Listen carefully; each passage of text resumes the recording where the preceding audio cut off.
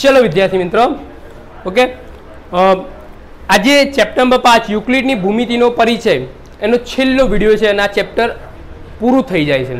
હવે પછી આપણે ચેપ્ટર નંબર 2 બહુપદીની શરૂઆત કરીશું. ચેપ્ટર નંબર 2 બહુપદીની શરૂઆત કરીશું. હવે આજના લેક્ચરમાં આપણે કઈ કઈ વસ્તુ ભણવાની છે એની પહેલા તમને વાત કહી દઉં. યુક્લિડની પાંચમી પૂર્વધારણા, યુક્લિડની પાંચમી પૂર્વધારણા આ તો આપણે ભણાવી દીધી છે, પણ થોડી વધારે ચર્ચા કરીશું. ત્યાર પછી પ્લેફેનની પૂર્વધારણા, ત્યાર પછી પ્લેફેનની પૂર્વધારણા, અને ત્યાર પછી 3 નંબરમાં extra MCQ, extra MCQs. Clear? આટલી વસ્તુ આપણે આ લેક્ચરની અંદર ભણવાની છે. હવે પછી પહેલા તો પાંચમી પૂર્વધારણા છે એને આપણે સમજીએ કે પાંચમી પૂર્વધારણા એકચ્યુઅલમાં કે શું. પાંચમી પૂર્વધારણા એકચ્યુઅલમાં કે શું? હવે એકચ્યુઅલમાં મેં તમને સમજાવી દીધી છે આકૃતિ, ફરીથી એટલા માટે સમજાવું છું કે પ્લેફેની જે પૂર્વધારણા છે એમાં એ પાંચમી પૂર્વધારણાનો ઉપયોગ થાય છે. કઈ રીતે? જો પહેલા તો યુક્લિડની પાંચમી પૂર્વધારણા વિશે કહી દઉં તમને. પૂર્વધારણા નંબર 5, પૂર્વધારણા નંબર 5. ચલો ફટાફટ. કોઈ બે રેખા, કોઈ બે રેખા એટલે બે રેખા એટલે આપણે લઈ લઈએ એમ અને એન. ચલો, કોઈ બે રેખા ને કોઈ ત્રીજી રેખા છેદે, કોઈ બે રેખાને કોઈ ત્રીજી રેખા છેદે એટલે ત્રીજી રેખાને આપણે શું લઈ લઈએ? એલ. કોઈ બે રેખાને કોઈ ત્રીજી રેખા એલ છેદે છે. હવે રેખા એલની એક બાજુ તરફના, રેખા એલની એક બાજુ તરફના એટલે અહીંયા એક જમણી બાજુ છે અને એક ડાબી બાજુ છે. કઈ બાજુ છે? જમણી બાજુ અને ડાબી બાજુ.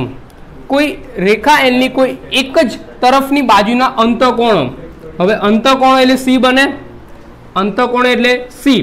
હવે અંતકોણોના બંને ખૂણાઓનો માપનો સરવાળો, બંને ખૂણાઓના માપનો સરવાળો કેટલો થાય? 180 અંશ થાય. કેટલો થાય? 180. એટલે આ 90 અંશ હોય, આ પણ શું હોય? 90 અંશ. એટલે બે કાટખૂણાના સરવાળા જેટલો થાય આવું કહી શકાય. એક જ તરફની બાજુના અંતકોણોનો સરવાળો બે કાટખૂણાના સરવાળા જેટલો થાય. ચલો ઠીક છે. ચલો કાટખૂણાના સરવાળો જેટલો થાય, ઓકે. તો આ જે રચના છે એ રચનામાં એમ અને એન બંને સમાંતર રેખા હોય. ક્યારે? જ્યારે 180 અંશ જ્યારે સરવાળો થાય, બંને જે અંતકોણ છે એ બંને અંતકોણોના જે ખૂણાઓ છે એમનો સરવાળો 180 અંશ થાય તો એમ અને એન એ સમાંતર રેખા કહેવાય. પણ 180 અંશ કરતા ઓછો થાય, 180 અંશથી ઓછો થાય, ઓછો થાય તો આ બંને જે ખૂણાઓ છે એ બંને ખૂણાઓને અનંત સુધી આપણે લંબાવીએ તો એકબીજાને છેદે છે. આ બંને જે રેખાઓ છે, બંને રેખાઓના જે ખૂણાઓ છે એ ખૂણાઓને આપણે અનંત સુધી લંબાવીએ તો તમે જોઈ શકો છો, અનંત સુધી લંબાવીએ તો અહીંયા છેદે છે. ક્લિયર? તો આ યુક્લિડની પૂર્વધારણા નંબર 5, આ યુક્લિડની પૂર્વધારણા નંબર 5. હવે પ્લેફેનની પૂર્વધારણા જોઈએ કે પ્લેફેનની પૂર્વધારણા કે શું આપણને. ચલો પહેલા તો આકૃતિની મદદથી સમજીએ કે પ્લેફેનની પૂર્વધારણા કે શું. તમને એક્ઝામમાં પૂછે વિદ્યાર્થી મિત્રો કે પ્લેફેનની જે પૂર્વધારણા છે એ પૂર્વધારણા યુક્લિડની કઈ પૂર્વધારણાને સમકક્ષ વિધાન છે. પ્લેફેનની પૂર્વધારણા એ યુક્લિડની કઈ પૂર્વધારણાને સમકક્ષ વિધાન છે. Very most IMP question. ક્લાસમાં બેઠેલા 90 થી 95% છોકરાઓને વસ્તુ નથી આવડતી. તો જવાબ શું આવશે? પાંચમી. કઈ આવશે? પાંચમી પૂર્વધારણા. ક્લિયર વિદ્યાર્થી મિત્રો? ઓકે. ચલો હવે પહેલા હું તમને પ્રેક્ટિકલ સમજાવું, પછી આપણે થિયરિકલ જઈએ. દરેક એલ રેખા, દરેક એલ રેખા અને તેના પર ન હોય, તેના પર ન હોય તેવા પ્રત્યેક પી બિંદુ માટે, પ્રત્યેક પી બિંદુ માટે દરેક રેખા એલ અને તેના પર ન હોય તેવા પ્રત્યેક પી બિંદુ માટે એક અનન્ય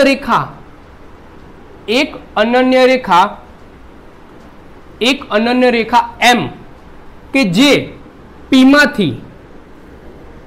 માંથી પસાર થાય. શેમાંથી પસાર થાય? પી માંથી. શેમાંથી પસાર થાય છે? પી માંથી. તો તે રેખા એલ ને સમાંતર હોય. એટલે કઈ રેખા? એમ. કઈ રેખા? એમ. સમજો શું કહું છું. દરેક રેખા એલ અને તેના પર ન હોય તેવું બિંદુ પી, તેના પર ન હોય તેવું પ્રત્યેક બિંદુ પી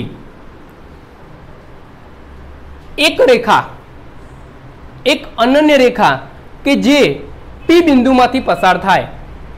એ કઈ રેખા છે? એમ. કઈ રેખા છે? એમ. એ પી બિંદુમાંથી પસાર થાય છે અને એ કોને સમાંતર છે? એલ ને સમાંતર છે. કોને સમાંતર છે? એલ ને સમાંતર છે. ક્લિયર? ઓકે, એકદમ ઈઝી છે. ચલો હવે ત્યાર પછી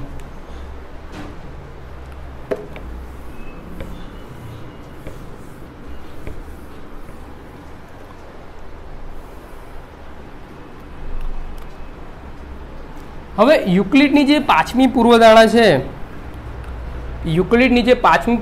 છે એને મારે સરળ ભાષામાં સમજાવવી હોય, યુક્લિડની જે પાંચમી પૂર્વધારણા છે એની મારે સરળ સમજૂતી આપવી હોય તો આ રીતે આપી શકાય કે કોઈ બે રેખા એલ અને એમ છે અથવા તો એમ અને એન છે. કોઈ બે રેખા એમ અને એન છે. એ બંને રેખાને કોઈક ત્રીજી રેખા ભિન્ન બિંદુમાં છેદે. હવે આ બંને શું છે? ભિન્ન બિંદુ છે. ઓકે, ભિન્ન બિંદુમાં છેદે.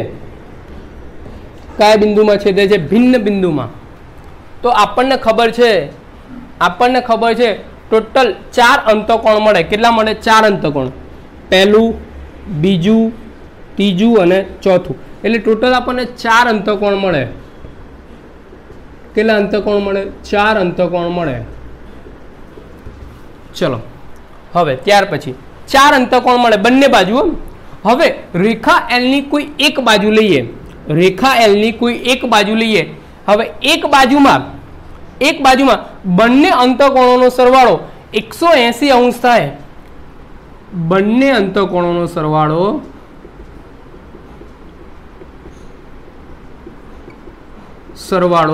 180 અંશ થાય. 180 અંશ થાય તો એમ અને એન રેખાઓ એકબીજાને છેદે નહીં. વિદ્યાર્થી મિત્રો સમજો, બંને અંતકોણોનો સરવાળો 180 અંશ થાય તો એમ અને એન રેખાઓ એકબીજાને છેદે નહીં. ક્યારે છેદે? જ્યારે 180 અંશ કરતા ઓછો ખૂણો મળે, એટલે કે બંને ખૂણાઓનો સરવાળો 180 અંશ કરતા ઓછો મળે તો જ બંને રેખા એટલે કે એમ અને એન છેદે. અહીંયા કેટલો થાય છે? 180 અંશ થાય. જો 180 અંશ થાય તો એમ અને એન રેખા એકબીજાને છેદતી નથી. તેથી એમ અને એન એકબીજાને સમાંતર હોય.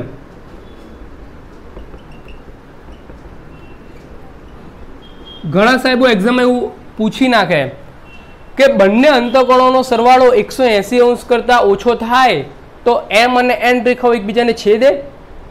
180 અંશ કરતા ઓછો થાય તો છેદે. હા, છેદે. 180 અંશ કરતા ઓછો થાય તો છેદે. પણ કમ્પ્લીટ જો 180 અંશ થાય તો એમ અને એન રેખાઓ એકબીજાને છેદતી નથી, પણ એકબીજાને શું રહે છે? સમાંતર રહે છે. આ વસ્તુ તમે ધોરણ નંબર 8માં ભણી ગયા છો, ધોરણ 7માં પણ આવતું હતું. ક્લિયર? કે આ બંને અંતકોણોનો સરવાળો 180 થાય તો જ એમ અને એન સમાંતર રેખા કહેવાય. ક્લિયર વિદ્યાર્થી મિત્રો? ઓકે, એક બાજુમાં 2 અંતકોણો આવે, બંને બાજુમાં કેટલા આવે? 4 અંતકોણ. ક્લિયર? ઓકે, અંતકોણની સંજ્ઞા ખબર છે, સીધો સી અને ઊંધો સી. Okay, clear? ચલો હવે ત્યાર પછી આના રિલેટેડ કેટલાક MCQ જોઈએ. તો પહેલા આ બોર્ડ પરની આટલી વસ્તુ ડિટેલમાં લખી નાખો અને તમારી રીતે લખવાની છે. ક્લિયર? ઓકે,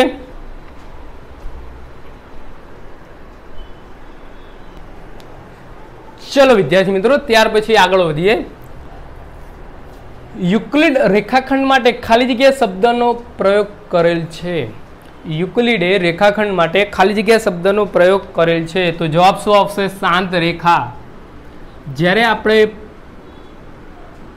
પૂર્વધારણા સમજાય ત્યારે જ કીધેલું કે શાંત રેખાને યુક્લિડ શું કહેતા હતા?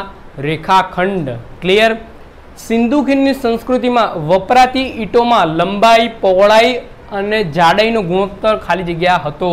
Very very most IMP. Sindhu ખીણની સંસ્કૃતિમાં વપરાતી ઈંટોમાં લંબાઈ, પહોળાઈ અને જાડાઈનો ગુણોત્તર ખાલી જગ્યા હતો. તો તમારો સાચો આન્સર આવશે 4:2:1. શું આવશે વિદ્યાર્થી મિત્રો? 4:2:1. ત્યાર પછી 3 નંબર, ઘનની સીમાઓને ખાલી જગ્યા કહે છે. શું કહેવામાં આવે છે? પૃષ્ઠ. પૃષ્ઠ એટલે સપાટી. પૃષ્ઠ એટલે શું? સપાટી.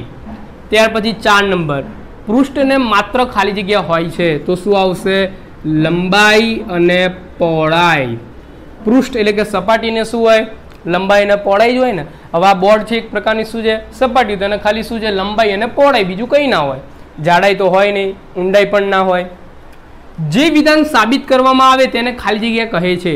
જે વિધાન સાબિત કરવામાં આવે તેને ખાલી જગ્યા કહે છે. પહેલાં કીધેલું કે પૂર્વધારણા અને પ્રમેય છે એ બંનેમાંથી પૂર્વધારણાની કંઈ સાબિતીની જરૂર નથી. ખાલી કોને? પ્રમેયની સાબિતીની જરૂર છે. એટલે જે વિધાન સાબિત કરવામાં આવે તેને પ્રમેય કહે છે. શું કહેવામાં આવે છે? પ્રમેય. આપણે પ્રમેય 5.1 સાબિત કરેલું યાદ હોય તો તમને. કયો? પ્રમેય 5.1. શ્રીયંત્ર એ અંદરો અંદર ગૂંથવાયેલા 9 ખાલી જગ્યા ત્રિકોણોનું સંયોજન છે. શ્રીયંત્ર એ અંદરો અંદર ગૂંથાયેલા 9 સમદ્વી બાજુ. કયા ત્રિકોણ આવશે? સમદ્વી બાજુ ત્રિકોણનું સંયોજન છે શ્રીયંત્ર. ઓકે, હવે એ શ્રીયંત્ર છે ને એક મેથેમેટિકને લગતું એક પુસ્તક ગણી શકો તમે. શ્રીયંત્ર એ અંદરો અંદર ગૂંથાયેલા 9 સમદ્વી બાજુ ત્રિકોણનું સંયોજન છે અને એક પ્રકારની મેથેમેટિકલ રચના છે. ઓકે, રેખા એ ખાલી જગ્યા વગરની લંબાઈ છે. તો પહોળાઈ. શું છે? પહોળાઈ. શ્રીયંત્રમાં કેટલા ઉપત્રિકોણો બને છે? શબ્દ પર ભાર આપો. ઉપ કીધું છે. શું કીધું છે? ઉપ. શ્રીયંત્રમાં કેટલા ઉપત્રિકોણો બને છે? 43, 43. કેટલા આવે? 43, 43. ક્લિયર? ઓકે, તો આટલા એમસીક્યુ લખી નાખો. હવે 2 એમસીક્યુ બાકી રહે છે, એ આપણે ખતમ કરી નાખ્યું. ચલો, ત્યાર પછી 9 નંબર, 3 સમરેખ બિંદુઓમાંથી ખાલી જગ્યા રેખા અથવા રેખાઓ પસાર થાય છે. 3 સમરેખ એટલે કે એક જ લાઈનમાં આવેલા હોય. 3 સમરેખ બિંદુઓમાંથી ખાલી જગ્યા રેખા અને રેખાઓ પસાર થાય. જો સિમ્પલ છે. કેટલો જવાબ આવે? 1. કેટલી રેખા આવે? 1. 2 ભિન્ન બિંદુઓમાંથી ખાલી જગ્યા રેખા રેખાઓ પસાર થાય છે. તો આનો આન્સર પણ શું આવે? 1. આ બેઠી લાઈન છે પૂર્વધારણાની. 2 ભિન્ન બિંદુઓમાંથી એક રેખા અથવા રેખાઓ પસાર થાય છે. ક્લિયર? તો એમસીક્યુમાં તમને આવા એમસીક્યુ અથવા ખાલી જગ્યા અથવા એક વાક્યમાં પૂછી શકે. હવે બીજી વસ્તુ કે કેટલાક ભૌમિતિક પદાર્થ જોયા હતા આપણે. ઘન છે તો ઘનને કેટલા પરિમાણ હોય? 3. સપાટી છે તો સપાટી એટલે કે સમતલ, સમતલને કેટલા પરિમાણ હોય? 2. અને રેખાને કેટલા પરિમાણ હોય? 1. રેખાને કેટલા પરિમાણ હોય? 1. અને બિંદુને 1 પણ નહીં. બિંદુને 1 પણ નહીં. અને બીજા એમસીક્યુ તો ખાલી જગ્યામાં આવું પણ પૂછાઈ શકે કે થેલ્સ છે, થેલ્સ ક્યાંનો વતની હતો? તો ગ્રીક. ઘણા લોકો ગ્રીસ પણ લખે છે. ક્લિયર? ઓકે, પણ સાચો આન્સર શું લખવાનું? ગ્રીક આવે. શું આવે? ગ્રીક. એને ગ્રીસ પણ ઘણા લોકો કહેતા હોય છે.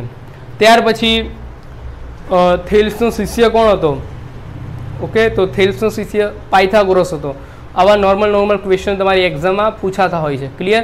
તો આ ચેપ્ટર આજે આપણે પૂર્ણ કરીએ છીએ અને હવે નેક્સ્ટ લેક્ચરની અંદર આપણે ચેપ્ટર નંબર 2 બહુપદી, ચેપ્ટર નંબર 2 બહુપદી કે જે તમારા ધોરણ 8માં આવી ગયું છે. ઓકે, એનાથી એ ચેપ્ટરની બેઝિક માહિતીથી શરૂઆત કરીશું. ઓકે, તો આ લેક્ચરને આપણે અહીંયા સમાપ્ત કરીએ છીએ. નેક્સ્ટ લેક્ચરમાં એક નવા ટોપિક સાથે મળીશું.